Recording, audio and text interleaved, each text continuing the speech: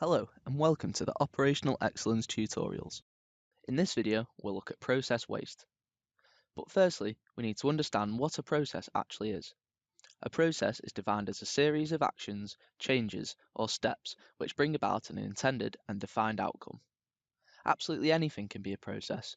At Sodexo, we complete processes across all of our services, whether that be preparing a dish in the kitchen, welcoming a visitor to reception, responding to a work order, or cleaning an office. Every service can be broken down into various processes. All processes from start to finish are composed of three types of activities. So we have value-adding activities, which are activities that the client would be willing to pay for. We also have auxiliary activities.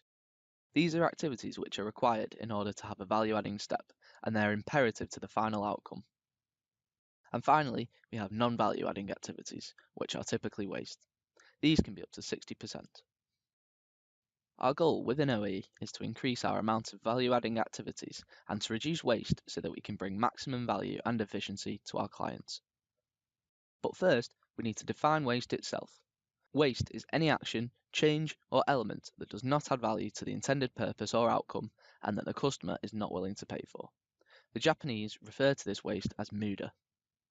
There are 7 types of muda which originated in the manufacturing sector and have been in use for many years, but are now readily applied across the service sector as well, in areas such as healthcare, catering, cleaning, and in other areas such as those provided by Sodexo.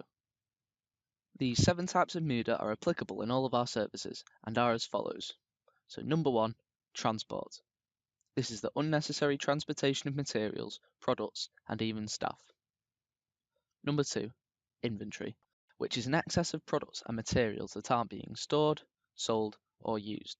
Money is locked away in a cupboard in the form of products. The space it occupies ultimately carries a cost. Number 3, motion. Any unnecessary movement by staff which does not contribute added value to the product or service. Number 4, waiting. Wasted time waiting for the next step in the process. So idle hands, waiting for authorization or parts or consumables, etc. Number 5, overproduction, producing more than required or before it's required. Number 6, overprocessing, doing more work or more work of a higher quality than is required by the customer. Overquality is a waste as a client does not pay extra for it. Number 7, defect. This includes repairing or reworking a product or service to fulfill customer requirements or because we got it wrong the first time. So we can remember these 7 wastes through Tim Wood. However, in recent years, OE managers have identified the 8th process waste, and this is talent. So failing to fully utilise an employee's talent, skills, or knowledge for that position, as it's very important to have the right person in the right role. OE managers in Sodexo have also identified a 9th waste, and this waste originates from the most important document that links us to the client, the contract. Lack of clarity in the contract is a very big waste, and this never plays in Sodexo's favour. The contract is the cornerstone of our client relationship and a key driver to sustain our profitability.